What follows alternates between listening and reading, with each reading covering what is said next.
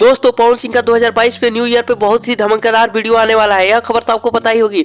दोस्तों आपको बता दें कि पवन सिंह का जितना भी गाना भी आ रहा है सब धूम मचा रहा है। यहाँ तक कि लाल घाघरा जो कि आया था, जो कि 135 मिलियन व्यूज क्रॉस कर चुका है। वहीं पे खेसारी लाल का नथुनिया सॉन्ग आया था, जबकि वो भी अभी 100 मिलियन प्लस व्यूज नहीं का जा चुका है। उस पर मात्र अभी 64 मिलियन व्यूज गए हैं। दोस्तों आपको बता दें कि पवन सिंह का सारा गाना सुपरहिट होता जा रहा है, वही खेसारी लाल का गाना धीरे धीरे दबता जा रहा है। लेकिन दोनों में क्या आपको किसका गाना सबसे ज़्यादा पसंद आता है, कमेंट बॉक्स में जरूर बताएं। दोस्तों आपको बता दें कि पवन सिंह और खेसारी लाल में अभी बहुत ही कंपटीशन चल रहा है और पवन सिंह का सारा गाना धूम मचा रहा है, वहीं पे खेसारी लाल का गाना दिनों दिन दबता जा रहा है।